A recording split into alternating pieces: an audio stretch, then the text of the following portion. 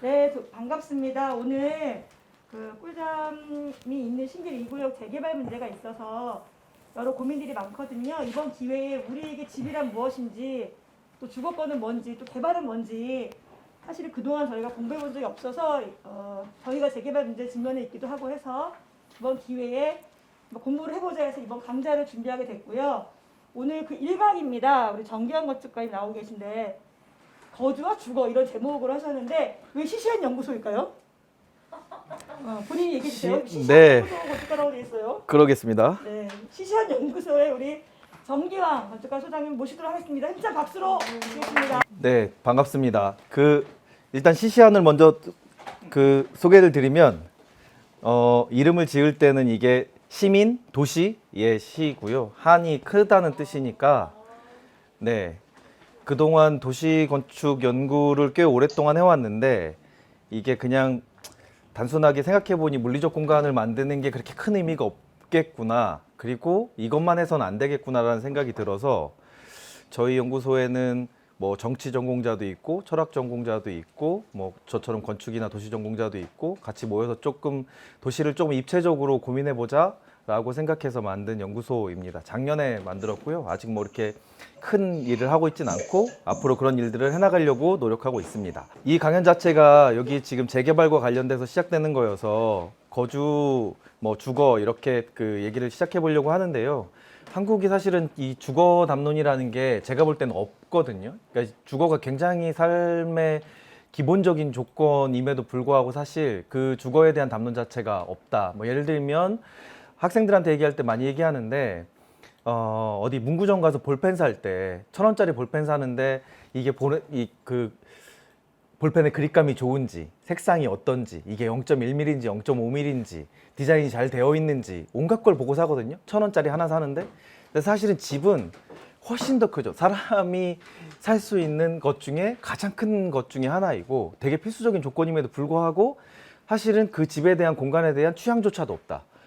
나는 어떤 집이 좋아, 어떤 공간이 좋아 라고 할 수 있는 정도 취향조차도 없다. 이거는 주거에 대한 얘기 자체를 하지 않고 있기 때문에 그렇다고 생각합니다. 근데 우리가 계속 그렇게 살았냐? 당연히 그렇지 않겠죠. 그래서 그런 얘기들을 쭉 해보려고 하고요. 지금 뭐 여기도 재개발되면 아파트를 지을 텐데 마치 집이 아파트인 것처럼 이렇게 거의 등가 관계가 되어 있는 상태에 있지만 한국이 지금 전체 가구의 아파트에서 사는 사람이 50%가 넘습니다. 55%에 육박하는데요. 아파트에 사는 사람만 그렇고 우리가 보통 이 지금 꿀잠처럼 보통 다세대 다가구라고 부르는 이것도 역시나 공동주택입니다.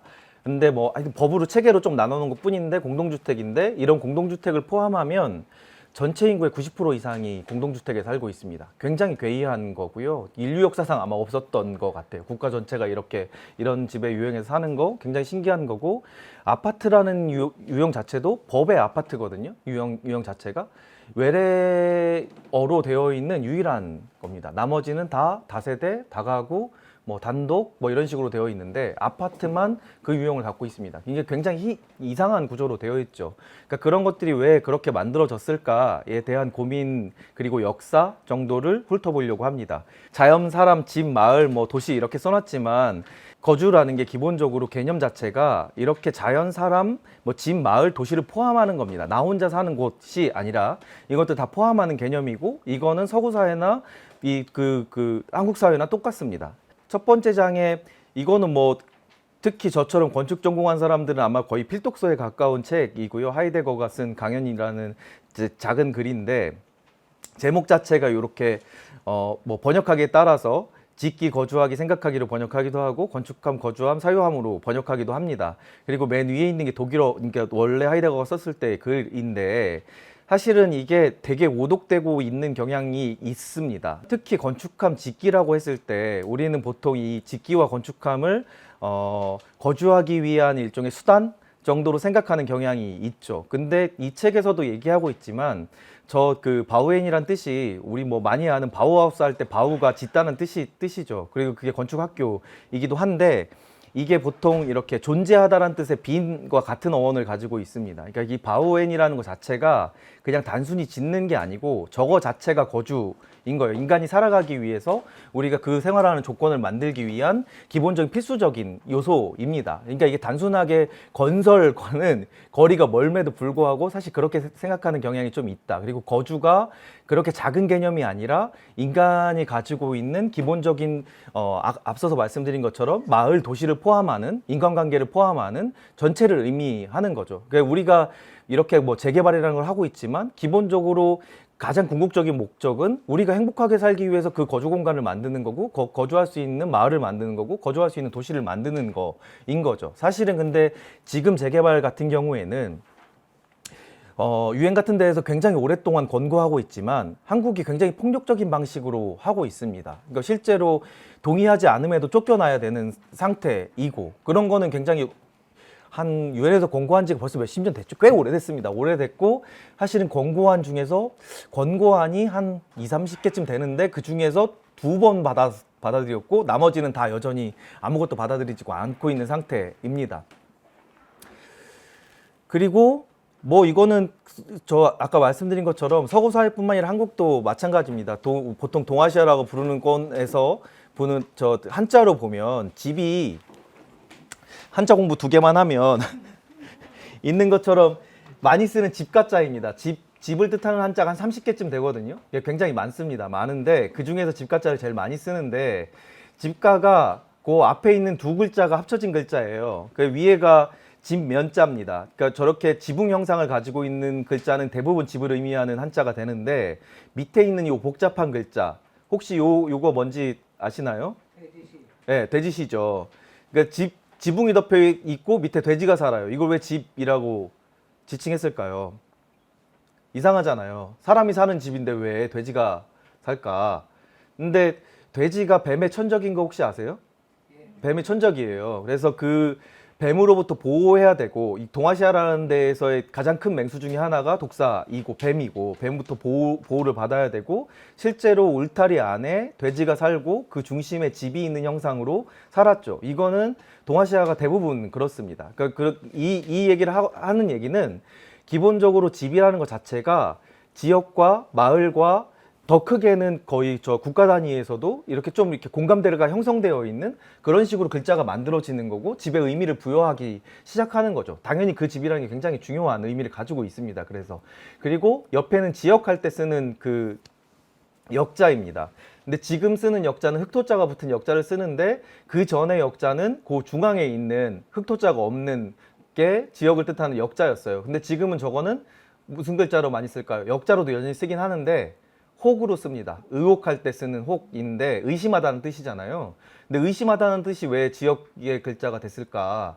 근데 그거를 더 이렇게 해부해서 보면 맨 앞에 입구 그리고 밑에 이렇게 한일자로처럼 써 있는 게 땅을 의미하는 한자입니다. 한자에서 저렇게 일자로 써져 있는 건 하늘 아니면 땅이거든요. 그래서 숫자의 1, 2, 3도 다 하늘과 땅입니다. 그래서 그렇게 만들어지는 글자인데 땅 위에 사람이 사는 곳, 이 2글자가 합쳐지면 마을입니다. 그러니까 땅이라는 기본적으로 농경사회였으니까 그 토지를 기반으로 해서 사람들이 모여 사는 것을 기본적으로 마을이라고 하고 그 밑에 조금 복잡하게 생긴 글자, 보통 창, 무기를 뜻하는 한자이죠.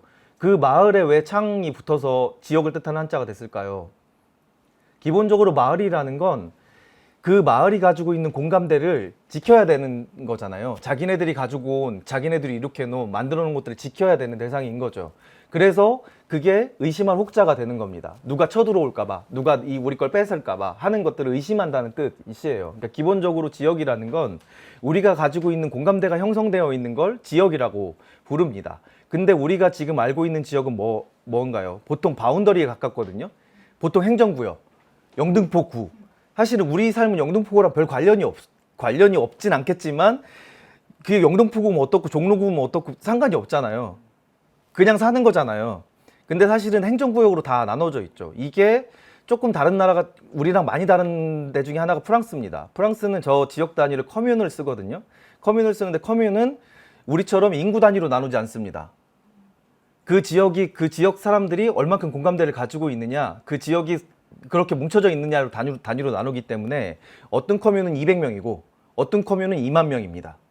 그러니까 우리처럼 인구 단위로 나누는 구조가 아닌 거예요. 이거는 사실은 이런 식으로 그 지역을 나누는 건 완전 행정 편의에 맞춰져 있는 거죠. 실제로 우리가 사는 게 아니라. 그러니까 원래 지역의 의미를 가지고 있지는 않은 겁니다. 지금 그 지역이라는 의미는.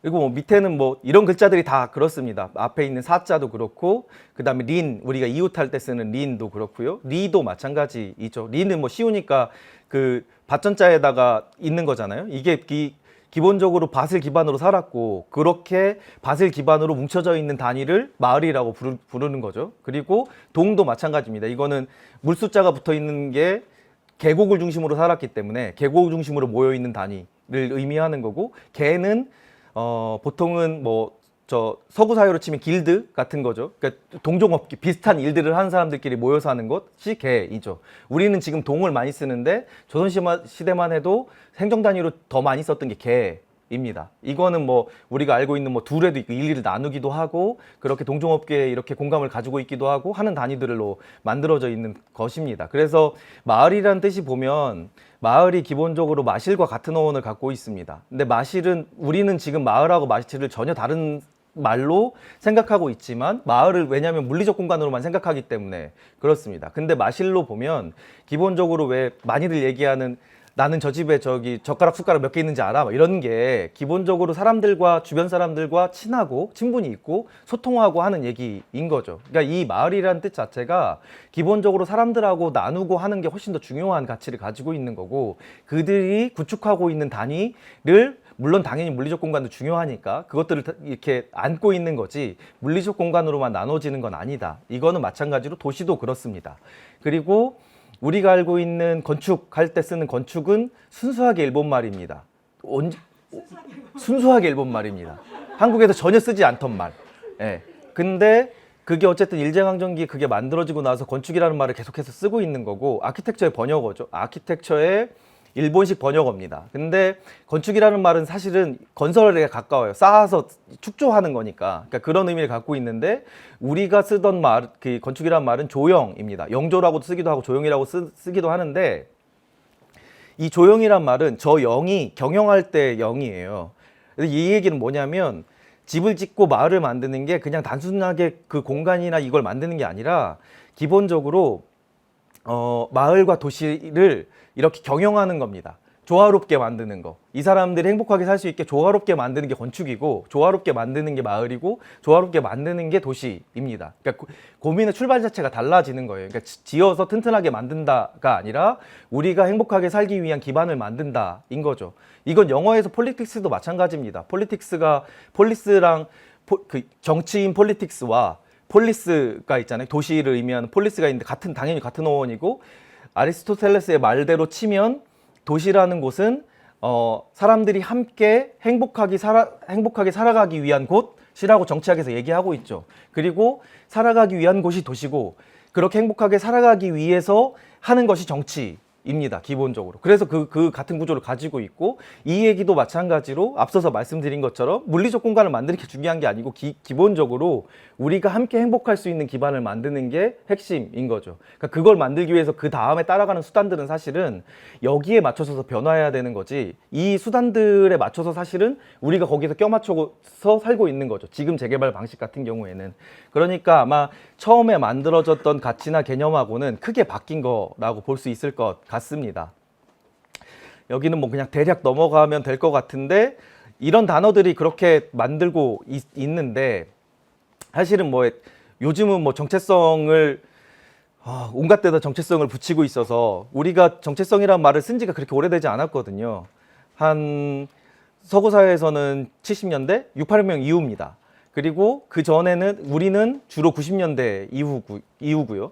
근데 지금 동일성하고 정체성하고 써놓은 이유가 이게 똑같은 영어 단어에서는 똑같은 단어입니다.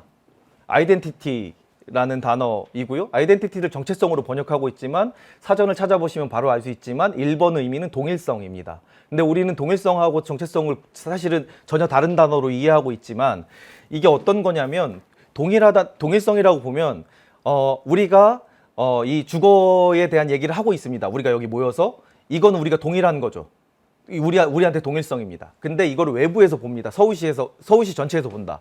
서울시에서 이렇게 모여 있는 건 이건 우리의 정체성인 거죠.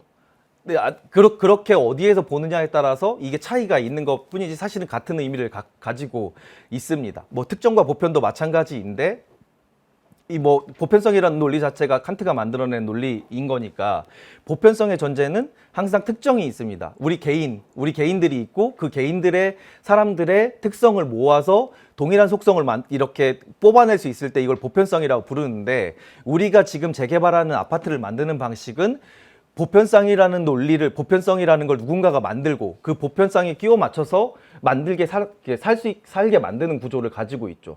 그러니까 이 보편성이라는 논리 자체가 기본적으로 잘못된 구조를 가지고 있습니다. 그래서 보통 뭐 이거를 보편성의 오류라고 하기도 하죠. 이게 왜냐하면 국가 중심의 중앙정부 중심의 사업은 기본적으로 이런 오류들을 가지고 있을 수밖에 없습니다. 그러니까 이런 문제들을 어쨌든 그 지금 재개발 방식에 지적돼야 되는 사항 중에 하나인 것 같고요. 밑에는 뭐 앞서서 말씀드린 거입니다. 뭐 자연을 집단적으로 이거를 같이 판단해서 이걸 어떻게 만들고 만들어 갈 것인가. 아까 그 하이데거의 말대로 치면 바우엔 하는 그 상태 자체로 우리가 주거하고 존재하는 거기 때문에 그것들을 계속해서 이어나가는 구조들을 하고 있는 거고 건축가라는 게 저는 기본적으로 이 여기에서 일종의 조력자 같은 역할이라고 생각합니다. 그러니까 이렇게 같이 판단할 때 지원해주고 돕는 사람이어야 되는 게 제일 건축가라고 생각하는 입장이고요.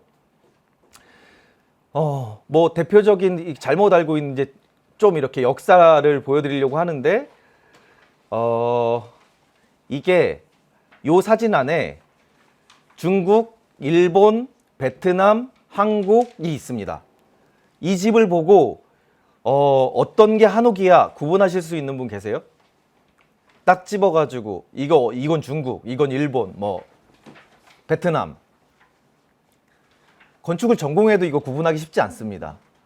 근데 저가 학교 다닐 때도 한옥은 한국에만 있고 순수하고 우리만 알고 라고 생각하고 배웠습니다. 그렇게. 하지만 그렇지 않습니다. 당연히. 동아시아가 이렇게 구분도 못할 만큼 유사성을 가지고 있습니다. 그러니까 같은 문화권 안에서 만들어 놓은 거기 때문에 그렇고요.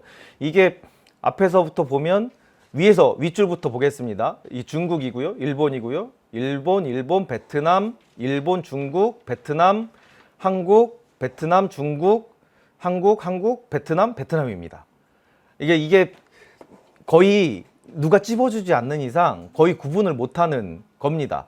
근데 이거를 한옥이라고 부르고 있어요. 한옥이라는 말은 언제 만들어졌을까요? 지금 발견된 문서로 처음 쓴 게 1907년입니다. 예, 그리고 우리가 일반적으로 쓰기 시작한 건 70년대입니다. 사전에 등재된 시기가. 그때도 사실은 한옥이라는 말을 쓰지 않았습니다. 지금 한옥에서 오래 사신 분들한테 인터뷰하면 뭐라고 조선집이라고 얘기합니다. 한옥이라고 안 하시고 난 조선집에 살아요 라고 얘기하는 경우 되게 많습니다. 그러니까 근데 이 한옥이라는 게 왜 언제부터 한옥이 됐을까요? 보통은 북촌 언저리가 막 뜨고 나서 그걸 한옥이라고 나라에서 부르기 시작하니까, 그리고 한옥으로 법제를 만드니까, 한옥으로 규정하기 시작하니까 시작한 거죠. 우리가 원래 한옥을 알고 있었던 게 아니라, 그리고 그렇게 배워왔기 때문에 그런 거에 더 가깝습니다. 그리고 이 한옥을 정의하는 사람이 권력자인 거죠. 한옥은 뭐야? 라고 정의하는 사람. 그런 사람들이 있는 거죠. 그러니까 주거는 뭐야? 라고 정의하는 사람처럼 그런 식으로 만들어지고 있다고 볼 수 있을 것 같습니다. 이게 뭐 조선시대에도 비슷했어요. 이 두 개만 넣어놨는데, 열하일기가 좀 쉬운 글이니까, 열하일기 같은 거는 뭐 쉽게 읽을 수 있는 글이니까 보시면, 열하일기 저는 건축책이라고 생각하는데요. 건축 내용이 되게 많습니다. 그러니까 그 박주원이 돌아다니면서 다른 나라들에서 봤던 도시 건축 얘기를 하는데, 조선시대에는 저 박주원도 그렇고 이 사람들이 갔다 와서 엄청 개탄을 합니다. 쟤네들은 뭐 저 백성들이 문이 고장나면 시장에 나가면 사다가 바로 가서 고칠 수 있는데 우리는 다 커스터마이징 하는 거예요. 다 각자 만들어야 되는 거예요. 모든 백성들이. 그러면 이렇게 만드는 순간 백성들은 훨씬 더 열악해지죠. 사대부들이야 뭐 돈도 많고 권력도 있으니, 그리고 왕들이야 그렇잖아요. 근데 그거를 이게 시작되는 게 1600년대부터니까 그때부터 계속 이렇게 그걸 보고도 하고 하는데 전혀 반영되지 않고 만들어져 왔죠. 계속 사대부들만 그렇게 생각하고, 그래서 어쨌든 한옥이라는 게 굉장히 열악합니다. 특히 지붕 구조가 되게 열악하거든요. 그래서 그 지붕에 대한 문제들을 여기서도 얘기하고 있지만 문제를 계속 얘기합니다. 아무것도 개선되지 않습니다. 그리고 지금 와서 한옥을 남길 때 어떻게 하냐면 조선시대에도 문제라고 지적했던 걸 전통이라고 해놓고 그걸 만들고 있는 중인 거예요. 굉장히 이상한 구조로 뭔가 발전되고 변화하고 이렇게 진화하고 진보하는 게 아니라 옛날 것 어느 특정 시기에 특히나 조선 그 언저리의 것을 마치 그냥 무작정 지켜야 되는 것처럼 받아들이고 있는 게 지금 한옥에 대한 얘기입니다. 이거는 뭐 열알기뿐만 아니라 뭐 북학의나 여러 가지 얘기들에서 그렇게 다뤄지고 있습니다. 요게 아까 말씀드린 한옥이라는 단어가 첫 번째 사용된 문서입니다. 여기가 어딜까요? 지금 정동입니다. 네. 정동에서 왜 한옥이라는 단어가 쓰였을까요? 정동은 개항된 이후에 선교사들이 다 거기 삽니다. 언더우드도 거기 살고 아펜젤러도 거기 살고 이들이 와서 자기네들 집 짓고 러시아 공사관 지어지고 다 외국 건물들이 막 지어져요. 그러다 보니 그들 집과 구분해야 되죠. 구분해야 되는 겁니다. 구분해야 되니까 거기에서 한옥이란 단어가 만들어진 거죠. 기본적으로 단어 자체가 배타적인 용어입니다. 예, 그러니까 그렇게 만들어진 용어이고 이거를 마치 다 이렇게 해야 되는 것처럼 사용하고 있는 중이죠. 이게 그냥 한자를 풀어서 쓰면 한국식 집이잖아요. 한국식 집 정도로 할 수 있을 것 같은데 어느 나라 사람이 나는 한국식 집에 살아, 미국 사람이 난 미국식 집에 살아, 안 하죠. 잘 그냥 쓸 수 있는 단어가 아니잖아요. 그러니까 그냥 그렇게 생각해 보면 이상한 단어임에도 불구하고 계속해서 이게 법정 용어로도 사용되고 있는 중입니다.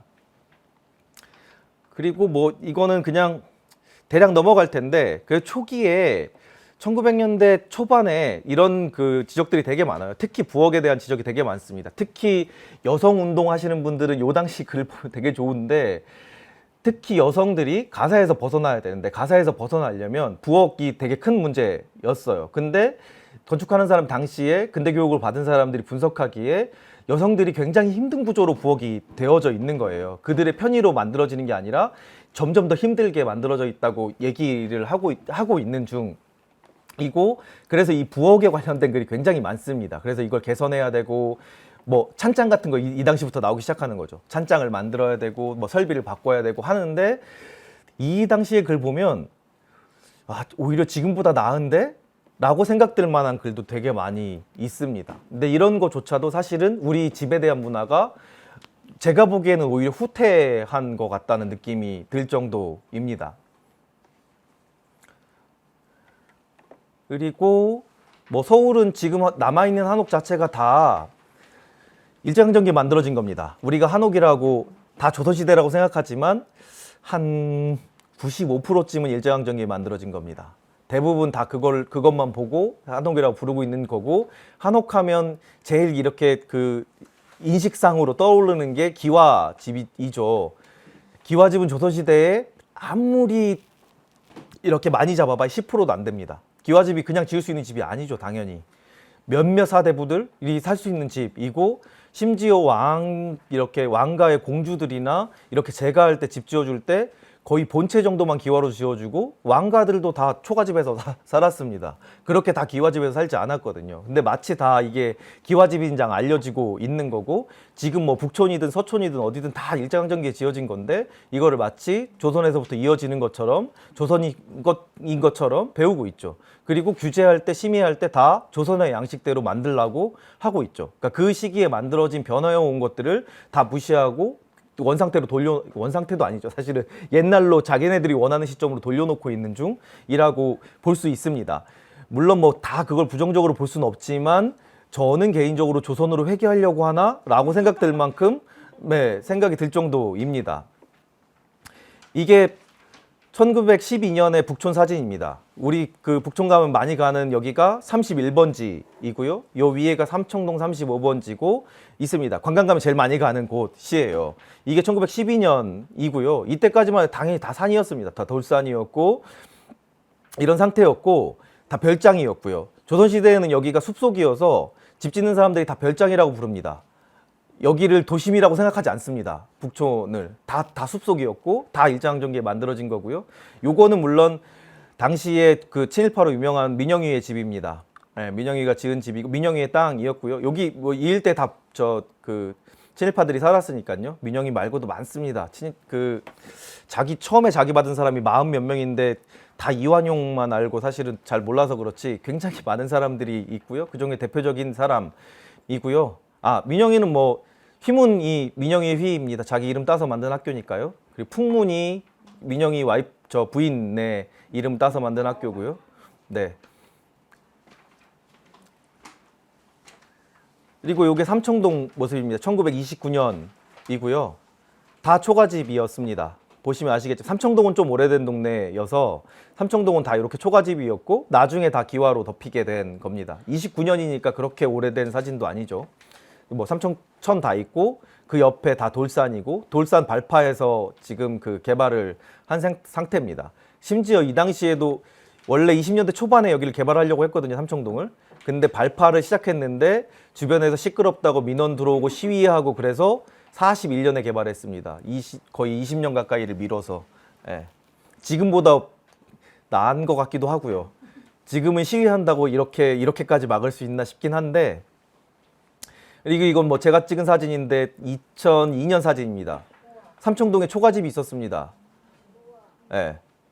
아, 이게 삼청동에 집이었어요? 네. 그 삼청동에 대한 오해도 되게 많으시지만 삼청동이 제가 여기서 사진 찍다가 여러 번 잡혀갔거든요. 경찰서에 파출소에 사람이 안 오는 동네였어요. 여기 삼청동에 누가 갑니까? 시골이고. 근데 외부인이 나타나면 신고 바로 하고 경찰 와서 가서 신원 조회하고 이게 국무총리 공간이랑 이런 게 있으니까 예, 여러 번 잡혀갈 정도였습니다. 2000년 초반에도 이랬습니다. 이게 천지개벽을 했죠. 그리고 일제강점기 초기가 생각보다 주거 문화로 치면 굉장히 저는 좋은 시기였다고 생각해요. 이거를 이어갔어야 된다고 생각하는데 왜냐하면 여러 가지 뭐 서구든 일본이든 뭐 여기저기서 들어오는 걸 가지고 그걸 반영해서 변화하는 집들이 계속해서 만들어지던 시기입니다. 그래서 굉장히 뭐 이상한다고 할 수 있는 집들이 만들어지기는 시기이죠. 그래서 뭐 대표적인 게 요 집입니다. 저 원서동에 있는 고이동 가옥인데요. 화가 최초의 서양 화가로 알려져 있는 고이동의 집이고요. 지금 보면 뭐 다 가면 멋있는 한옥이네 라고 얘기하지만 이거를 뜯어서 보면 기와 덮인 걸 제외하고는 한옥이라고 볼 수 없는 집입니다. 네. 당연히 뭐 마당 없고요. 이 안의 구조는 일본식입니다. 일본식 집이 다 안으로 이렇게 복도로 걸어 다니게 되어 있죠. 네. 그리고 보통 요 앞에 이렇게 붙는 걸 현관처럼 붙어 있는 걸 포치라고 하죠. 이건 서양식 집에만 붙어 있습니다. 우리는 집을 이렇게 짓지 않죠, 당연히. 베란다에 가까운 형태로 만드는 집. 이렇게 만들어진 집이에요. 그러니까 이게 형식은 다 외국 형식이고 기와만 덮어서 이 한옥으로 본인이 설계한 집입니다, 고이동이. 1918년에 설계한 집인데 고이동은 아버지가 역관이었어요. 역관은 지금은 뭐 외교관이겠지만 뭐 조선시대는 양인이고요. 사실 신분이 되게 낮은 계급이고 아버지가 역관이어서 뭐 일본도 다녀오고 미국도 다녀왔고 그런 거에 대해 정보가 되게 많은 사람이었습니다. 고이동은 어렸을 때부터. 그래서 꽤 일찍 그 일본으로 유학 가서 서양화를 배웠습니다. 그 서양화 자체가 일본에서도 생기기 시작할 때고 가서 그때 거의 그 같은 시기에 배운 거고 이 사람 판단할 때는 사실은 그게 뭐 식민을 당하고 있어도 그들의 좋은 문화 데리고 오면 되는 거고 그리고 거기에 맞게 내가 편하고 좋은 걸로 만들면 되는 대상이었던 거죠. 어느 특정 시기에 뭔가를 지키는 게 아니라 당연히 집은 이렇게 변해야 되는 거가 맞죠. 이렇게 변화가고 뭐 이렇게 진화하고 해야 되는 단계인 거죠. 그러니까 이 시기에는 이런 집들이 많습니다. 그리고 저런 집뿐만 아니라 이렇게 양식과 합쳐진 집들이 많이 만들어지게 되고 그런 류의 글들이 굉장히 많이 나옵니다. 그래서 당시의 지식인들이 많이 쓰는 글 중에 뭐냐면 한옥을 비판하는 글이 너무 허례허식이다. 사람들이 오지도 않는데 우리가 아는 행랑 게스트하우스를 막 10칸씩 짓고 1년에 몇 번 쓰지도 않는 집을 저렇게 지어서 문제다. 그다음 뭐 부엌 같은 건 문제다라고 계속해서 지적하게 되죠. 뭐 매우 당연한 글들입니다. 그래서 우리가 알고 있는 방갈로 어떻게 저기 계곡가에 있는 이런 걸 방갈로라고 하잖아요. 방갈로가 원래 집의 양식이고요. 당시에 지식인들이 되게 많이 하던 집입니다. 이게 뭐냐면 일종의 컴팩트 하우스 한 뭐 10평에서 15평 내외.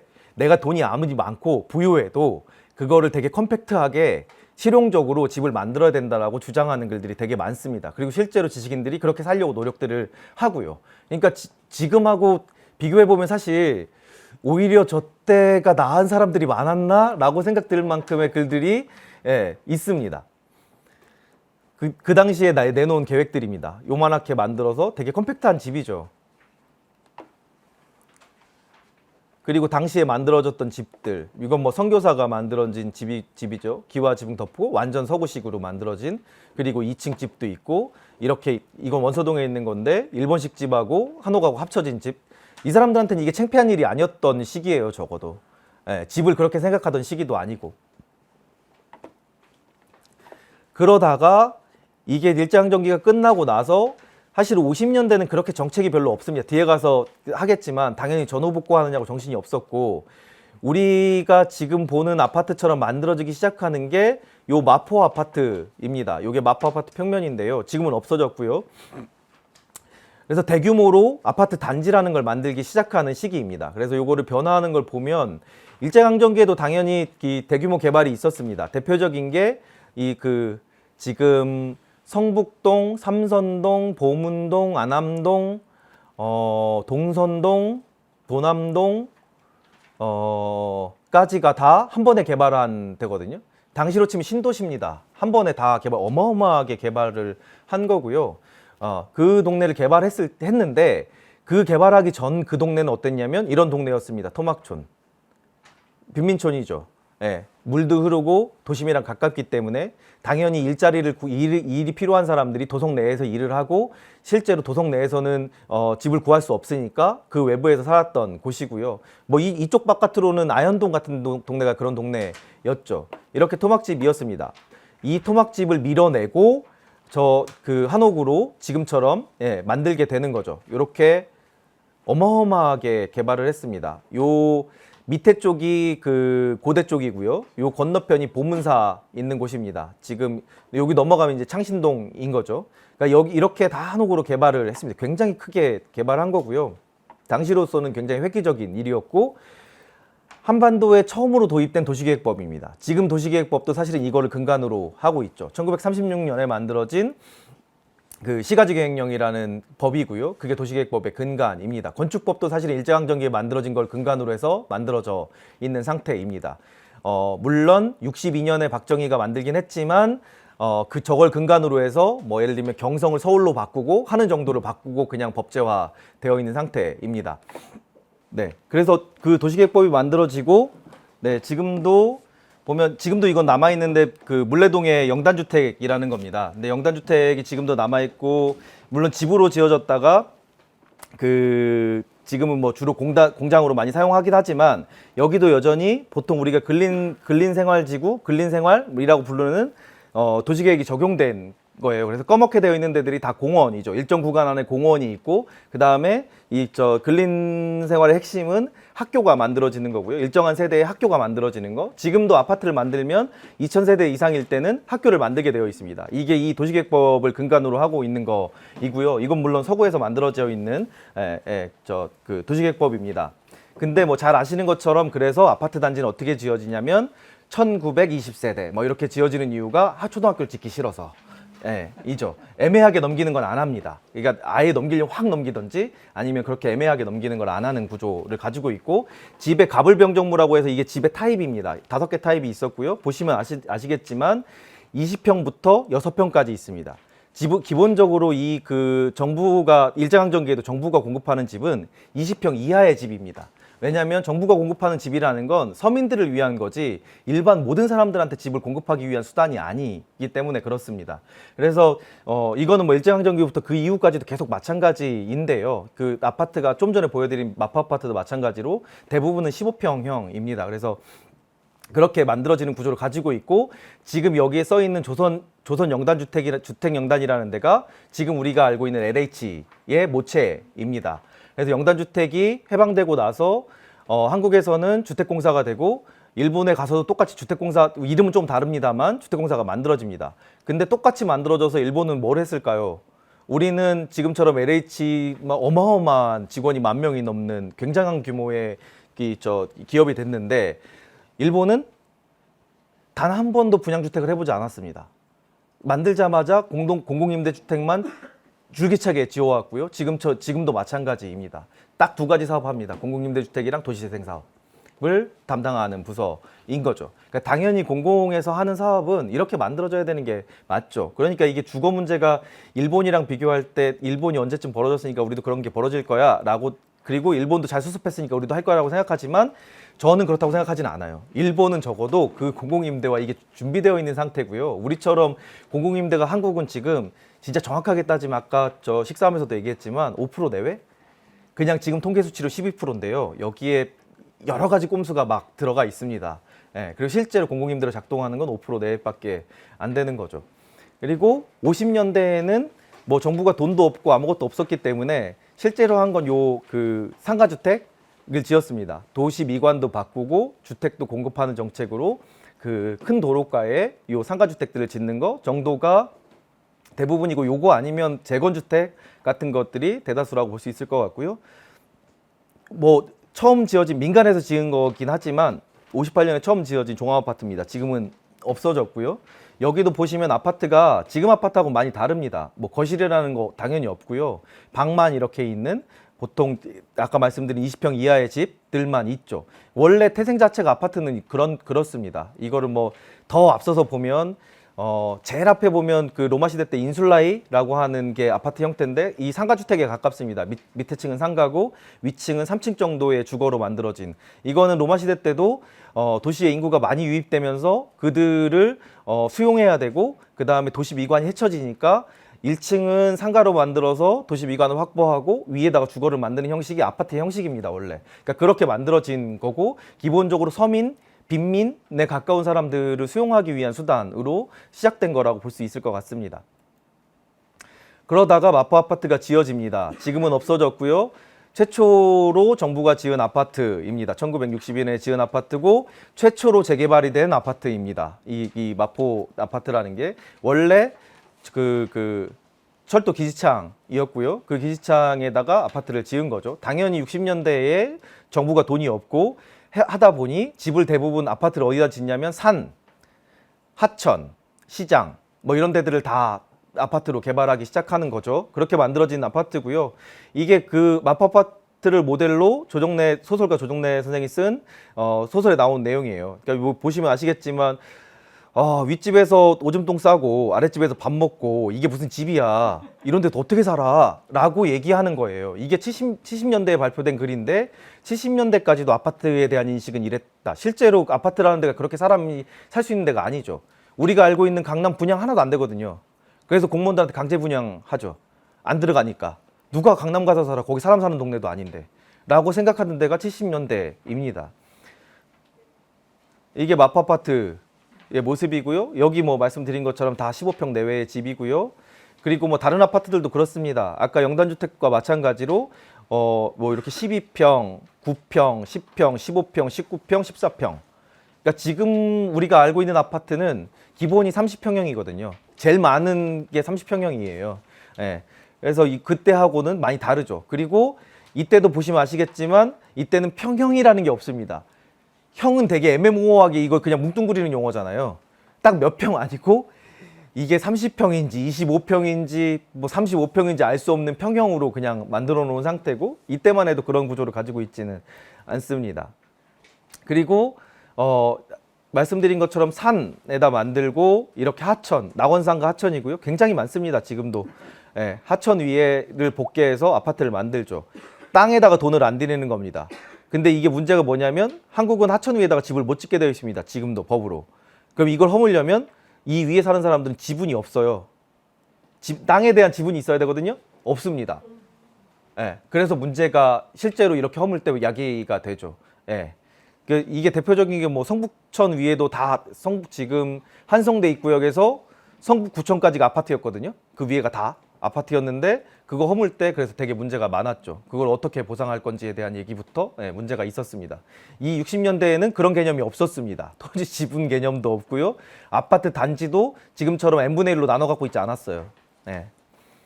그러니까 주먹국으로 막 지어놓고 그거를 나중에 갖다 맞춰서 만들어 놓은 상태이고요. 그런 집들이 지금 많고 뭐 잘 아시는 와와 아파트 무너졌죠. 이 아파트 단지를 6월에 시작해서 12월에 끝냈거든요. 6개월 만에 아파트 단지를 하나를 다 만드는 거예요. 그러니까 뭐 이게 서 있는 게 더 이상한 거죠. 그래서 어쨌든 집이 무너지기도 하고요. 이렇게 저 대통령 각하가 시찰도 가시고 할 정도로 굉장히 관심이 많았던 곳입니다. 사람 보세요. 저렇게 아파트 하나 짓는데 저렇게 어마어마한 사람들이 가서 네, 가고 여기는 대학로입니다. 지금은 없어졌고요. 대학로에 있던 아파트고 이거는 뭐 이 대학로 낙산에만 있던 게 아니라 지금 남아 있는 건 회원 아파트 하나 남아 있죠. 남산의 회원 아파트. 그리고 인왕산 밑에도 있었죠. 저 뭐죠? 옥인 아파트. 산마다 다 아파트를 만들어 썼습니다. 지금 가면 이 낙산공원도 가면 중간중간에 이렇게 평지처럼 있는 게 아파트가 있던 자리들입니다. 그리고 70년대에 들어서 이게 사실은 지금 재개발의 모델입니다. 70년대에 불량주택 개발 사업이라는 걸 하고요. 여기 성북동이고요. 보통 기사들이나 글들에서 최악의 아파트 단지로 서울에서 최악의 아파트 단지로 꼽히는 한신한진입니다. 저 한성대 입구역에서 산꼭대기에 있는 곳이고요. 그 위 사진이 그렇게 개발되기 전 사진입니다. 저 위에 이렇게 다 달동네였죠. 보통 606 번지라고 부르는 곳인데 굉장히 심하게 시위가 있었죠. 당시에 사람도 죽었고 시위도 굉장히 크게 했고 했던 곳입니다. 지금은 저렇게 아파트 단지가 되어 있습니다. 근데 이게 아까 보여드린 토막촌과 도남 지역의 그 한옥 지은 걸 보면 그 동네거든요. 근데 이게 어떻게 되냐면 토막촌을 내쫓았어요. 내쫓고 한옥을 지었죠. 그 사람들이 어디로 갔을까요? 산으로 올라갑니다. 그래서 산에다가 집을 짓습니다. 그래서 빈민촌이 형성돼요. 그 빈민촌을 내쫓고 아파트를 짓습니다. 그 사람들은 어디로 갔을까요? 그 사람들이 간 데가 상계동입니다. 상계동의 비닐하우스와 다 상계동의 빈민촌이 됐죠. 상계 아파트, 주공 아파트 짓는다고 다 내쫓았습니다. 그 사람들은 어디로 갔을까요? 남양주로 갑니다. 그러니까 계속 그렇게 외부화야 되는 거고 이게 마치 지금만 있는 일이 아니고요. 똑같은 방식으로 사람들 살던 곳을 내쫓으면서 만드는 방식으로 도시를 개발하는 거죠. 그러니까 이게 우리가 초반에 말씀드린 것처럼 행복하게 살기 위해서 같이 행복하게 살기 위해서 만드는 도시를 계속 사람들을 내쫓는 방식으로 만들어 온 겁니다. 일제강점기에 했던 거나 군사정권 때 했던 거나 지금 하는 거나 그렇게 큰 차이가 있지 않다. 그러니까 그런 식으로 만들어져 온 게 지금의 도시의 모습이라고 볼 수 있을 것 같습니다. 그리고 한국 주거사에서 대표적인 사건입니다. 광주 대단지 사건. 사실은 이거는 거의 국사책에 나와야 되는 사건이라고 개인적으로는 생각하는데요. 적어도 주거사에서는 제일 핵심적인 일입니다. 이게 지금 한국의 아파트의 모습을 만들어 놓은 사건이에요. 이전은 요 광주 대단지 사건 전과 후로 나눌 수 있는데 그 전은 아까 말씀드린 것처럼 서민 주거만 짓습니다. 20평형 이하에 15평, 10평 이런 서민 주거만 지어요. 실제로. 근데 70년대 넘어가면서 뭘 짓냐? 지금 우리가 알고 있는 아파트를 짓습니다. 30평형대의 아파트. 이거는 뭐 실제로 정사로 기록되어 있는 건 아니지만 학교 다닐 때 뭐라고 배우냐면 그 85제곱미터잖아요. 30평형이 85제곱미터인데 85제곱미터가 어떻게 나왔는지 아세요? 박정희의 신혼집 크기라는 젊어서 그렇게 살았으니 국민 기본은 여기서 살아야 돼 라고 정했다는 거예요. 그러니까 이게 되게 그런 일들이 벌어지는 거고요. 이게 광주대단지 사건은 잘 아시겠지만 지금 성남입니다. 그리고 그 당시에 여기가 광주였기 때문에 광주대단지 사건이라고 부르는 거고요. 주로는 서울역에서 서울역 원저리에 있는 그 달동네들, 빈민촌을 다 차에다 실어서 갖다 버렸죠. 성남에. 서울시 계획으로 한 겁니다. 예, 서울시 계획으로 한 거고 갖다 버렸고 집도 없고 절도 없는 데다 갖다 버렸고 그 사람들이 거기 살았고 그렇게 모여서 살다가 68년부터 내쫓기 시작했고 71년에 광주대산 사건이 벌어졌습니다. 왜 내쫓는지 아세요? 그 내쫓게 된 두 개의 사건이 있습니다. 미국 대통령이 한번 방문하십니다. 근데 이 사람이 헬리콥터를 타고 왔으면 참 좋았을 텐데 청와대로 그냥 헬리콥터를 타고 가면 좋은데 서울역 앞을 지나서 차를 타고 옵니다. 그 차 타고 오는 라인에 카메라에 잡힐 만한 데의 집들을 다 걷어냅니다. 전부 다. 걷어내고 한 번은 남북 적십자회담을 합니다. 근데 남북 적십자회담 하는데 북측에서 기자단을 데리고 옵니다. 근데 그 기자단도 헬리콥터를 타고 오면 참 좋은데 차를 타고 지나오고요. 그 차가 지나온 라인에 있는 비민촌들을 다 걷어냅니다. 근데 이거는 이 당시만 그런 게 아니에요. 뭐 예를 들면 88 올림픽 할 때 올림픽 주 경기장에서 보이는 응암동 산동네 그 앞에 대림 아파트 서 있거든요. 병풍처럼 쳐져 있어요. 그 산동네 가리려고 짓죠. 주 경기장에서 그게 보이니까. 그러니까 그런 식으로 계속해서 우리가 만들어진 상태인 거예요. 그래서 어쨌든 광주대산 사건이 굉장히 중요하고 그러다가 어쨌든 지금 아파트처럼 바뀌게 되는 계기가 되고요. 그게 우리 지금도 많이 남아있지만 맨션입니다. 맨션 당연히 우리말 아니고요. 일본은 아파트보다 맨션을 훨씬 더 많이 쓰거든요. 일본에서 데리고 온 말입니다. 당시에 주택공사 사장이 일본에 갔습니다. 갔는데 호텔방에서 자려고 누웠는데 TV에서 저 아파트 광고를 하는데 맨션이라고 얘기하면서 우리가 알고 있는 서민주거가 아니라 굉장히 멋있는 집을 막 보여주는 거예요. 감동을 받아서 이건 그 사람 글로 남아있는 겁니다.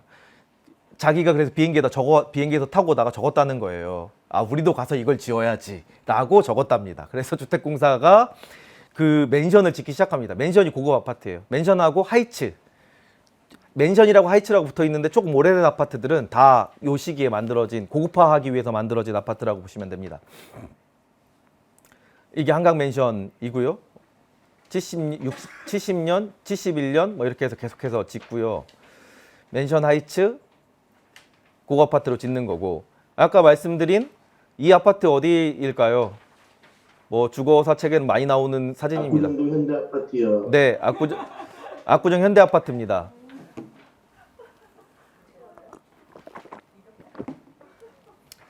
이 사진이 73년 사진입니다. 73년까지 압구정 현대가 이랬어요. 지금은 가고 싶어도 못 가잖아요. 네, 이게 저 쟁기로 밭 깔고 하던 시절에 저렇게 아파트를 지었고 여기는 영동지구 개발 촉진지구예요. 영동은 영등포 동쪽이란 뜻입니다. 강남이란 이름 당연히 없고요. 영등포가 그나마 강 남쪽에서 도시니까 영등포의 동쪽에 있는 동네를 지칭하는 게 지금 강남인 거죠. 그래서 분양을 하는데 분양이 안 됩니다. 실제로. 그래서 공무원들한테 강제 분양하고 공무원들도 돈이 있으면 강제 분양 받았다가 다른 데로 다 이주했고요. 돈이 없는 공무원들이 남아서 저기에서 살았죠. 그 사람들은 부자 됐겠죠. 예. 그러니까 그렇게 만들어진 게 지금 강남의 모습이라고 볼 수 있습니다. 뭐 잘 아시는 남서울 아파트, 반포 아파트라고 요즘 막 저 개발하는 것 때문에 말 많잖아요. 여기 보시면 얼마냐면요. 1층 23평형은요 384만 원입니다. 2층 32평형은 544만 원. 42평형은 709만 원이네요. 700만 원이면 42평 아파트를 살 수 있던 시절입니다. 지금하고 차이가 많이 있어 보이죠. 다시 시기가 바뀌었으니까 뭐 저 화폐 가치가 올라갔겠지라고 생각하지만 제가 당시에 국회의원 월급으로 계산해 보면 국회의원 3달 월급인가 4달 월급으로 살 수 있었던 시절이고요. 그냥 일반 대기업 다니는 사람들이 1년도 안 벌 9개월인가 10개월 벌면 살 수 있을 정도였습니다. 그러니까 지금하고는 많이 다른 겁니다. 예, 아무리 화폐 가치가 했다 하더라도 이 아파트가 지금 재개발하고 한다고 할 때 얼마 보통 호가가 25억 막 이렇거든요. 예. 반포 아파트고요. 다 대한주택공사가 한 거고 이건 뭐 그냥 뭐 토지공개념이 오해가 워낙 많아서 주택이 이렇게 만들어졌는데 마치 요즘 그 토지공개념을 얘기하고 있는 것 같아서 넣어놓은 건데요. 77년 기사입니다. 당시에 제목 자체도 그렇지만 토지공개념은 시대적 조류라고 당연히 해야 되는 것처럼 받아들여지고 있었죠. 그리고 당연히 한국 헌법에 있습니다. 그리고 요것만 간단하게 말씀드리면 많이들 토지공개념 얘기할 때 이 정부도 토지공개념 하겠다고 얘기할 때 뭐 사회주의자냐 빨갱이냐 온갖 얘기가 나왔지만 토지공 개념은 자본주의 법입니다. 완벽하게 자본주의 법이고요. 주장하는 뭐 헨리 조지 같은 사람들 미국 사람이고요. 기본적으로 그 청교도 기반의 그걸 주장하는 거고, 토지공 개념이 처음 시작되는 건 바이마르 헌법입니다. 독일 헌법이고, 바이마르 헌법이 자본주의의 기본 헌법이죠. 1919년에 만들어진. 그러니까 이게 거의 완벽하게 자본주의 법입니다. 이 토지공 개념은. 근데 개념 자체가 아무리 자본주의를 하더라도 이거를 그냥 풀어놓으면 문제가 되니 일정 부분 우리가 이렇게 제한할 수 있는 조건으로 만들어진 게 토지공 개념입니다. 뭘 다 뺏어서 뭐 몰수해서 어떻게 나눠주고 이런 개념이 전혀 아님에도 불구하고 사실은 그런 식으로 받아들여지고 있는 거죠, 지금. 그러니까 적어도 이 77년 신문 기사보다 지금 논의가 더 후퇴된 상태다. 예. 그리고 아까 말씀드린 상계주공이고요. 그 도남에서 이쪽 지역에서 쫓겨난 사람들이 살던 주로 비닐하우스 주거가 많았었는데 이게 80년대에 개발됩니다. 그리고 뭐 아파트라고 쉽게 볼 수 있겠지만 여기는 16만 명이 사는 곳을 만든 겁니다. 지금 도시입니다. 지방에 이만한 도시 흔치 않잖아요. 16만 명이 사는 도시를 한 번에 주공 아파트로 짓는 거죠. 이것도 굉장한 일이죠. 그리고 뭐 잘 아시는 분당, 입주 당시에 39만 명이 들어가거든요. 40만 명이 들어갑니다. 40만 명이 사는 데를 10년 만에 만든, 아마 이것도 인류 역사상 없었던 기록일 것 같아요. 이게 이렇게 빨리 만드는 상태였고, 이게 쭉 이렇게 보시면 뭐냐면 기본적으로 규모를 계속해서 키워왔습니다. 건물 아파트 한 동에서 아파트 단지로, 그 다음에 아까 그 상계 주공처럼 16만이 살던 도시로, 40만이 살던 도시로, 지금도 그럼에도 불구하고 신도시를 주장하고 있죠. 도시계획에서 신도시 개념은 그냥 새로 건물 짓는 게 아닙니다. 신도시 개념은 뭐냐면 자족적인 역할을 하고 있는데 집이 부족할 때 그거를 보완해서 더 만들어주는 게 신도시입니다. 새로 그거를 물리적 공간을 보완하는 거. 우리처럼 공간을 아파트를 빠바박 짓고 다 사람들을 이주시키는 걸 신도시라고 부르지 않아요. 기본적으로 그 안에 자족 개념이 있을 때만 가능한 얘기인 거거든요. 그러니까 적어도 도시계획 개념상으로 한국에서 하는 건 신도시가 아닙니다. 한국적 신도시, 한국의 신도시 뭐 이렇게 부를 수는 있겠지만 적어도 도시계획 개념하고는 이렇게 상반된 개념이라고 보시면 될 것 같고요. 그리고 우리 여기 지금 꿀잠처럼 보통 다세대 다가구라고 부르는 곳인데 이게 85년에 법이 제정됐고 86년부터 시행되는 법입니다. 그 전까지는 다세대 다가구라는 개념이 없고요. 그 전까지는 집에 화장실을 2개 지을 수 없었습니다. 법으로 못 짓게 했고요. 뭐 부엌도 2개 못 짓게 했고요. 부엌 하나여야 됐고, 물론 임의로 지었는데 법으로는 못하게 했었습니다. 그거를 쪼갤 수 있게 해준 거예요. 네, 집을 쪼갤 수 있게. 그게 다가구입니다. 한 집에 여러 집이 살게 등록할 수 있게끔 만들어준 거. 그리고 우리가 알고 있는 반지하 이때 만들어지는 겁니다. 반지하를 집으로 인정해 주는 거. 네, 다 그런 식으로 만들어지는 거고요. 이게 왜 했을까요? 80년대에. 우리 많이 하는 저 200만 호 건설 이런 거 할 때 이것만큼 좋은 게 없죠. 집은 이미 있는데 이걸 여러 세대로 나누면 되니까. 그리고 그걸 카운트합니다. 한 집이었던 걸 10개로 나누면 10집을 지은 게 되는 거예요. 그래서 그 80년대에 이거를 해가지고 집이 늘어난 것처럼 보여지는 경향도 있죠. 그리고 이 다세대 다가구가 안전 영향 굉장히 많죠. 저도 서울 올라와서 지하에 10년 살았거든요. 그 기생충 집보다 제가 살던 집은 더 안 좋았던 것 같아요. 예. 그런데 그런 집에 살았는데 뭐 시골에 올라와서 저희처럼 뭐 저 부모님이 농사 짓고 서울 올라와서 어떻게 할 수 있겠어요? 당연히 못하죠. 지하에서 살았는데 그렇게 지하에서 살게 해주는 이 법제를 만든 겁니다. 그리고 심지어 지금도 가지고 있을 텐데 공공에서도 그 지하를 주택으로 임대해오고 있습니다. 여전히. 지금도 40만 호 정도 남아 있습니다. 굉장히 많은 사람들이 지하에서 살고 있는 이 괴이한 모습을 만들게 된 거죠. 지금까지는 다가구 다세대의 안 좋은 점만 얘기한 거고, 좋은 점을 얘기하면 그럼에도 불구하고 아파트가 30평형을 계속 공급할 때 다세대 다가구는 20평 이하의 집을 공급합니다. 그래서 서민들이 살 수 있는 집들이 그나마 다세대 다가구가 공급해온 거죠. 근데 지금처럼 여기 지금 꿀잠처럼 다세대 다가구를 다 없애면 사실은 서울에 20평형 이하의 집은 없어지는 거예요. 아파트가 그렇게 짓지 않기 때문에. 예. 그러면은 그들이 갈 수 있는 곳이 없어집니다. 공공임대를 짓는 것도 아니고 아파트 30평형 지금 서울 평균지가 잘 아시겠지만 집값이 10억입니다. 아무리 싼 지역에 가도 5, 6억이에요. 5, 6억이 살 수 있습니까? 대기업에서 다 대기업을 다니고 대기업에서 임금을 받아도 못 삽니다. 보통 PIR이라고 해서 인건비 그 연봉 대비 수익 대비 그 집이 값을 나타내는 지수가 있는데 그게 보통 그러니까 정상치라고 하면 좀 그렇죠. 그냥 그 일반적인 치수가 5입니다. 5. 5년 벌면 집을 살 수 있어야 돼요. 5. 그리고 5 이하인 나라도 굉장히 많습니다. 우리는 서울 그냥 나라의 통계로 잡아도 보통 13에서 20 사이 왔다 갔다 하고 있어요. 예. 근데 실제로는 그렇지 않죠. 10억 넘으면 서울은 한 40년쯤 벌어야겠죠. 평생을 집 하나 사는데 올인해야 됩니다.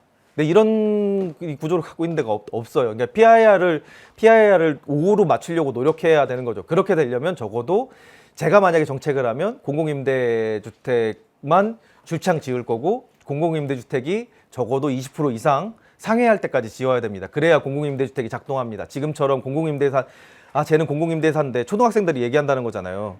쟤랑 같이 놀지 마 라고 얘기할 정도가 되는 게 공공임대주택이 실제로 비율이 되게 높고 그렇게 손가락질 받을 수밖에 없는 구조를 가지고 있기 때문에 그렇습니다. 뭐 여기 이 동네예요. 여기 언덕 넘어가는데 예. 이런 모습이죠. 굉장히 열악해요. 이때도 주거 엄청 완화한 거죠. 집이 다닥다닥 붙어 있을 수도 있게끔 만들어주고 굉장히 열악한 주거로 만들었습니다. 근데 전 그 국토부 장관은 이걸 더 완화해가지고 집을 짓게 해주려고 했던 거니까 이거는 네 문제가 있죠. 문제가 있습니다. 네.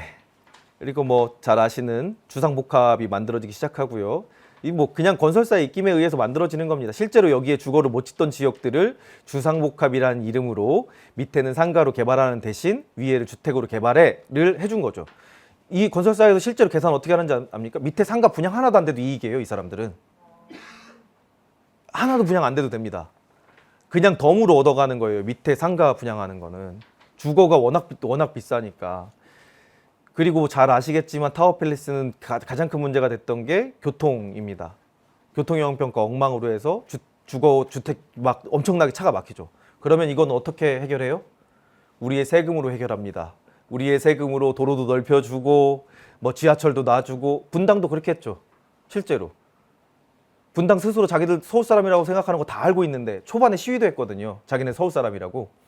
근데 그럼에도 불구하고 자족도시라고 해놓고 자기들끼리 살 거라고 해놓고 만들어놨는데 차가 엄청 막히니까 도로 만드는 거잖아요. 전철 만들고 도로 만들고 다 세금으로 만드는 거죠.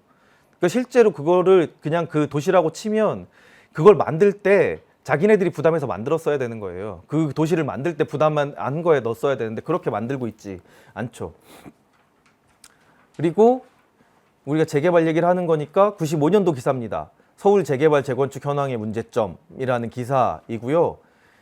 지금 이런 얘기를 해야 되는데요. 이때부터 얘기합니다. 많이 요즘 저 대장동 얘기할 때 많이 나오는 개발이익 환수.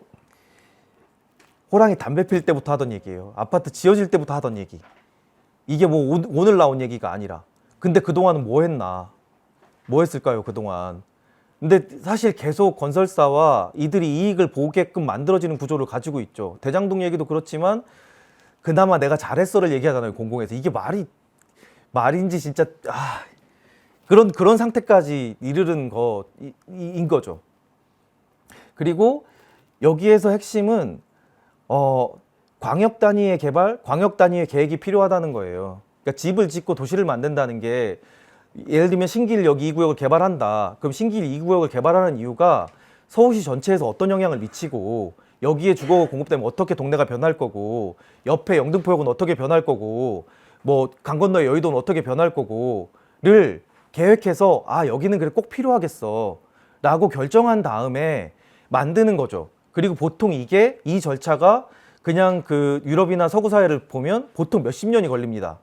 보통 20년, 30년을 거쳐서 하는 거예요. 그러니까 가까운 일본 같은데 왜 동경 가면 많이 가는 록봉길 같은 데가 그렇게 개발한 동네인데 록봉길이 좀 짧습니다. 17년 걸렸어요. 논의하는데 17년. 어떻게 개발할까요? 뭘 만들까요? 라고 계산하죠. 그것도 우리처럼 이렇게 쫓겨날 일도 없어요. 일본은 이렇게 뭐냐면 기준이 돈으로 계산하지 않고 뭘로 하냐면 그러니까 자기가 살고 있던 집을 보상해 주는 구조입니다. 내가 10평에 살고 있었으면 그게 아무리 비싸도 10평. 내가 30평에 살고 있었으면 30평. 50평에 살고 있었으면 50평을 줍니다. 근데 그렇게 어쨌든 간에 합의 보는 구조로 그게 만들어지고 있는 거죠. 그리고 뭐 시간이 저에게 한 10분은 더 주셔야 될 것 같은데, 네. 네. 그 대표적인 게 영국 같은 데도 그렇습니다. 영국 최근에 하고 있는 어디죠?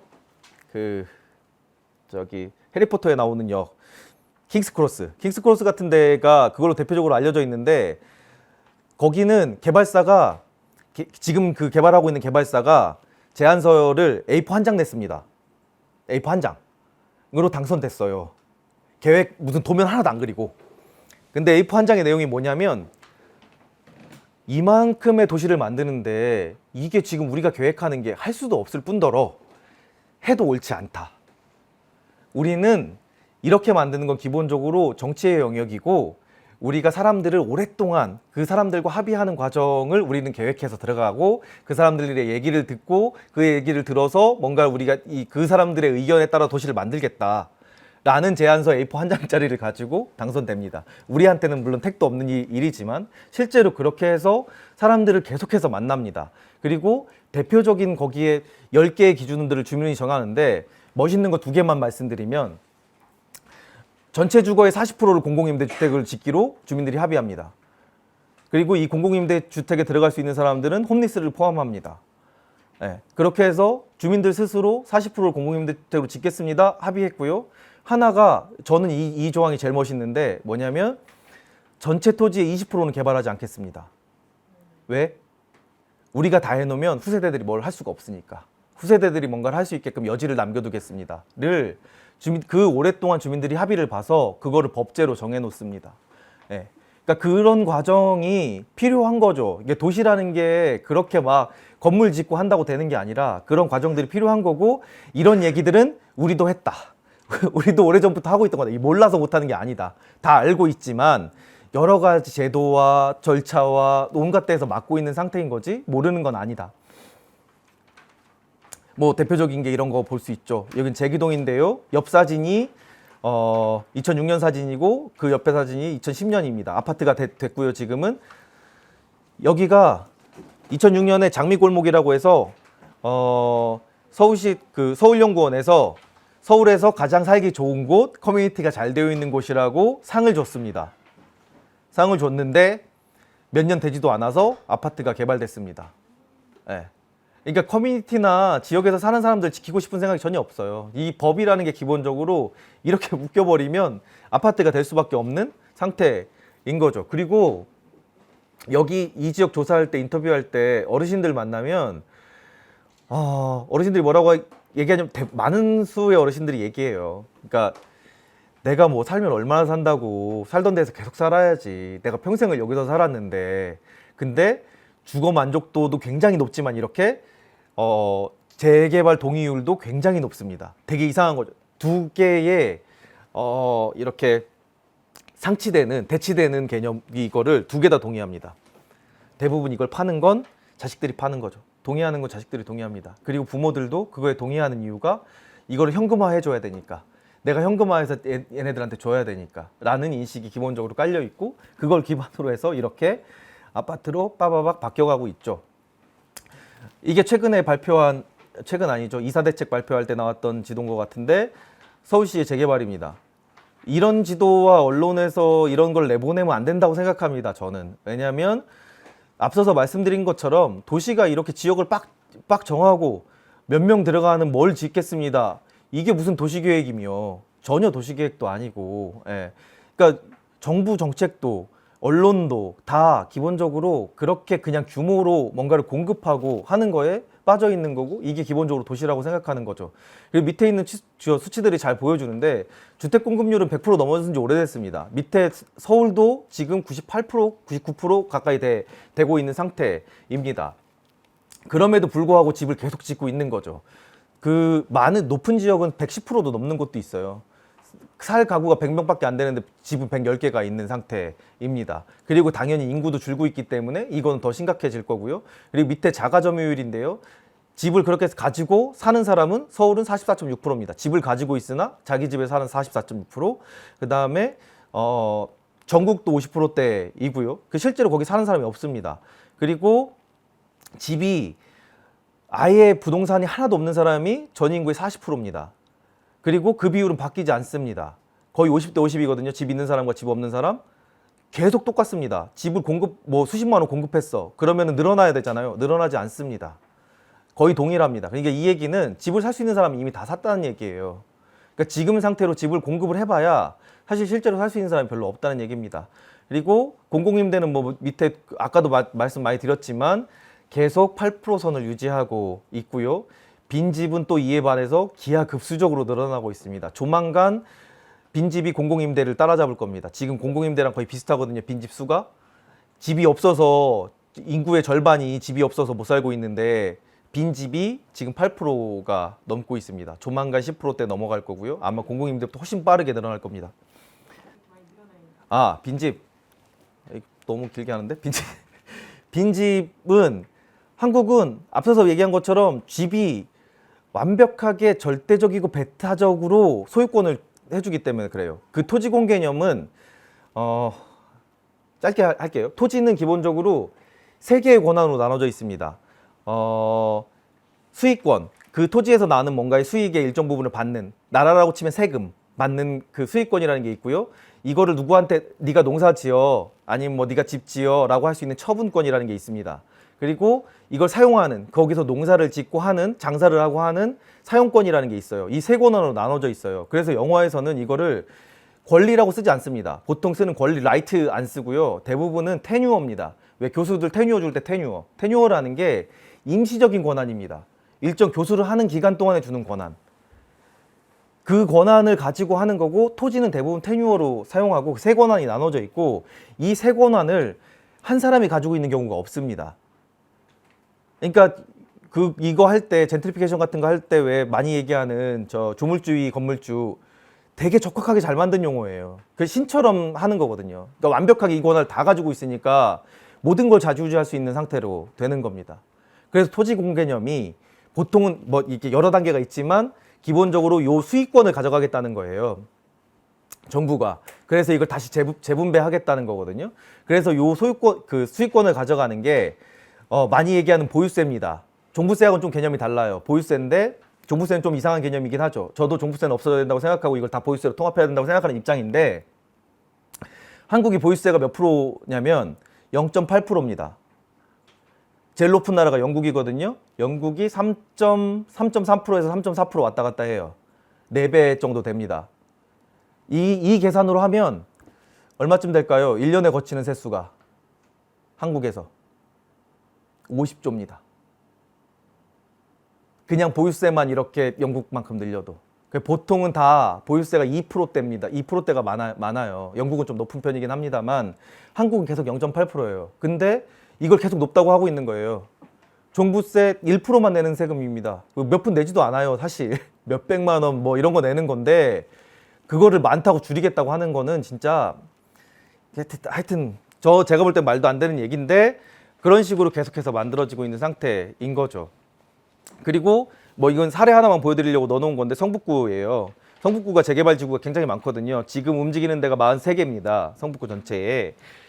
서울시에서도 많은, 그러니까 거의 이렇게 순위권에 들어가 있는 구고요. 근데 이게 사람 그려져 있잖아요. 이게 인구 구조인데, 밑에 보면 이렇게 진하게 사람 전체가 채워져 있는 데가 인구가 많은 동네예요. 뭐 석관동, 그 다음에 뭐 월곡동, 종암동, 동선동, 삼선동. 다 이렇게 그 저층 주거지입니다. 저층 주거지가 인구가 많습니다. 예. 그리고 열악한 세대들이 많습니다. 1인 세대. 1인 세대는 청년만 있는 거 아니고 노인 1인 세대도 굉장히 많습니다. 독거노인이라고 하는 1인 세대 굉장히 많고요. 저 위에 보면 인구가 절반쯤 차이 있는 동네, 기름 뉴타운입니다. 기름 뉴타운 정릉 아파트 개발하는데. 그러니까 이게 이렇게 개발하면 인구 구조도 확 바뀌고요. 인구가, 아파트 단지는 성북구 같은 경우는 40대가 다 대부분입니다. 40대의 중장년에, 그 다음에 한 유치원에서 초등 저학년 때 구성으로 다 바뀝니다. 그리고 이렇게 아파트 단지 저렇게 뉴타운으로 만들어지면 어떻게 될까요? 원래 있던 산업이 다 없어집니다. 모든 산업이 다 없어져요. 여기 많던 봉제 산업 다 없어지고요.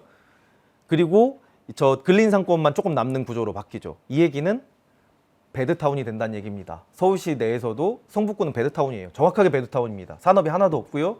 그냥 집이 있고 바깥으로 왔다 갔다 하는 거고요. 근데 이게 도시계획 차원에서 보면 이렇게 하면 안 되는 게 지금은 직주 근접이 훨씬 더 이렇게 이 환경에도 그렇고 좋은 방식이거든요. 멀리 가지 않고 길에다 많이 버리지 않고 이걸로 줄이는 건데 이건 멀리 가게 하는 구조인 거죠. 주거지 저기 있고 일하러는 저 바깥으로 나가고 하는 구조로 계속해서 지금 도시가 바뀌어가고 있다고 볼 수 있을 것 같습니다. 그리고 이렇게 모아놓으면 당연히 커뮤니티라는 게 존재할 수 없죠. 그냥 일순간에 커뮤니티라는 게 생기는 게 아닌데. 그래서 거의 마지막 장인 것 같죠? 네, 마지막 장입니다. 그래서 그냥 간단하게 얘기하면 저는 한국의 도시 재개발 주거 정책은 이렇게 바뀌어왔다고 생각해요. 새마을, 신도시, 뉴타운. 영어로 하면 똑같이 뉴타운입니다. 새마을도 뉴타운, 신도시도 뉴타운, 뉴타운. 크기만 바뀌었죠. 네. 크기만 바뀌고 계속 정부가 주도해서 뭔가를 주거를 정책하지 이렇게 하는 방식. 그리고 이 주거가 사용하는 사람들의 가치가 아니라 다 교환하는 사고 파는 가치로 변화시켰죠. 그리고 이걸 인정하죠. 대표적인 용어 중에 하나가 그겁니다. 갭 투자. 갭 투자는 투자가 될 수 없는 용어예요. 무조건 투기죠. 무조건 투기입니다. 무조건. 투자라는 건 그렇게 이루어지는 것 자체가 아닌데 그 투자와 투기를 구분하지 않습니다. 그리고 언론도 그걸 갭 투자라고 부릅니다. 이 굉장히 이상한 구조를 만들고 있고 여기처럼 지금 이렇게 그 다세대 다가구가 있는 데들은 전문가들도 다 얘기해요. 이렇게 해봐야 밀도가 높아지는 거 아니다. 그리고 여기 사는 사람들에 대한 고민이 하나도 없잖아요. 이 사람들이 나가든지 말든지 어디서 살든지 상관없고 그냥 아파트 짓는 걸로 가고 있으니까. 근데 이거 되게 오래된 거고 이거를 밀도 높이고 도시화가 많이 돼서 노후돼서 이런 얘기를 하지만 다 이상한 소리다. 20년 만에 집을 새로 짓는 나라가 어디 있습니까 세상에. 그럼 파리나 런던 같은 데들은 다 없어져야죠. 다 없어져야죠. 다 부숴야죠. 그거 수백 년씩 된 집들 왜 지키고 앉아 있습니까? 말이 안 되는 얘기인 거잖아요. 그게 단순하게 그렇게 얘기할 수 있는 얘기가 아님에도 불구하고 그냥 그렇게 되면 노후됐으니까 없애야지. 사실은 한옥도 그런 대상이에요. 아까 보여드린 데들도 20년 이상 됐으니까. 그리고 이 방식이 고사시키는 방식을 택하죠. 저렇게 지정하는 순간 못하나요? 집 고장나면 못 고칩니다. 도시가스 넣고 싶은데 못 넣습니다. 주차장 만들고 싶은데 못 만들고요. 그냥 시간이 지나면 고사에서 없어질 수밖에 없는 방식으로 지정해 놓는 거죠. 마지막 사진입니다. 마지막.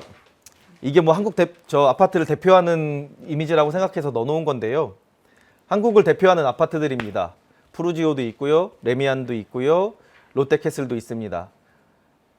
광고예요. 이 광고들을 보고 아파트를 삽니다. 신기한 광고예요. 한국 아파트 광고에는 아파트가 나오지 않습니다. 어떤 집인지를 보여주지 않아요. 이렇게만 보여줘요. 그리고 아파트에 없다는 것만 보여줍니다. 커뮤니티가 없어서 문제고 하는데 어마어마하잖아요. 사람들끼리 만나서 놀고 화기애애하게 놀고 자전거 타고 돌아다니고 처음 지어진 생전 처음 보는 사람들끼리 모여서 이걸 어떻게 하겠습니까? 가능한 얘기가 자체가 아니잖아요. 10년 후에 20년 후에 가능하겠죠 당연히. 근데 이런 광고들을 보여주는 거인 거죠. 근데 이런 걸 보고 사고 있는 거예요. 이게 완벽하게 거의 교환 가치로 만들어진 상태. 아파트가 집이 아니다. 주거가 아니다. 적어도. 그런 상태로 가고 있고 많은 사람들도 그렇게 생각하고 있고 정책 당국자들도 그렇게 생각하고 언론들도 크게 다르게 생각하지 않는다. 그러니까 그게 결합돼서 지금의 재개발과 이 도시를 만드는 방식을 만들고 있다고 생각이 듭니다. 한국이 주거를 직접적으로 거론한 헌법에 직접적으로 거론한 유일한 나라입니다. 거의 제가 알기로는 없어요. 없는데 헌법 제35조 3항에 국가는 주택개발정책 등을 통하여 모든 국민이 쾌적한 주거생활을 할 수 있도록 노력하여야 한다라고 얘기를 하고 있습니다만 전혀 작동하지 않는 법이고요. 이거는 헌법재판소나 이런 데서 나온 것도 있고 이게 조문 자체를 잘못 만들었어요. 그리고 그 87년에 운동하신 선배님들 조금 이렇게 잘 생각해 주시면 좋겠는데 그 운동을 통해서 조항에 들어간 조문이에요. 이게 헌법에. 주거주 그때도 심각했으니까. 근데 작동 안 하면 이거 싸워서라도 어떻게 작동할 수 있게 만들어야 되는 거 아닙니까? 근데 네. 근데 이 조문이 이 35조가 뭐냐면 환경권이에요. 환경권 조문 안에 주거권이 들어가 있어요. 환경권은 뭔가를 이렇게 기본적으로 제공해 줘야 되는 권한입니다. 자연처럼. 그러니까 주거를 이걸 거기다 넣어놨다는 건 기본적으로 그렇게 해석하고 싶은 권한이 있었던 것 같아요. 근데 이거를 도시계획 개발하는 데서는 어떻게 해석하냐면 주택 개발 정책이잖아요. 개발을 우리가 지금 건설하는 거라고 생각하는 거예요. 그러니까 그렇게 생각하는 걸 하고 있다고 생각하는 게 있고 그렇게 가르치고 그러니까 이거는 없으나 마나한 조항이라고 얘기하고 법에서도 마찬가지로 그렇게 해석을 하고 있습니다. 그래서 헌법 하시는 분이 이렇게 얘기하죠. 이게 집이라는 게 경제적 약자의 쾌적한 주거 생활권을 보장하기 위한 보다 적극적인 국가의 주택 개발 정책이 필요한데 그렇게 해석해야 되는 법인데 그렇게 해석하지 않는다라는 거고 적어도 헌법을 바꾸지 않고더라도 이렇게 해석 지금 그때는 그랬다 하더라도 지금 이런 걸 요구한다면 저 헌법을 저렇게 해석해야 되는 거죠. 네, 법리적으로 그렇게 해석해야 되는 게 맞다고 저는 생각을 하고 있고요. 그리고 밑에 조항은 이게 그 환경권에 들어가게 된 거고 이 법에서도 이게 그냥 사문화된 조항이다. 저거를 잘 해석하면 좁게 해석할 수 있음에도 불구하고 사문화된 조항으로 가고 있다라고 얘기하고 있습니다. 이게 한국에 유일하게 있는 헌법에 있는 유일한 주거가 들어가 있는 조항이어서 보여드리고 이게 위에 큰 제목처럼 주거권이라는 게 복지처럼 사회권적 주거권으로 인간이 인권 존엄성을 누리기 위해서 기본적으로 들어가야 되는 조건으로 다뤄져야지만 적어도 한국이 적어도 지금보단 나은 주거로 만들어질 수 있다고 생각이 됩니다. 이상입니다.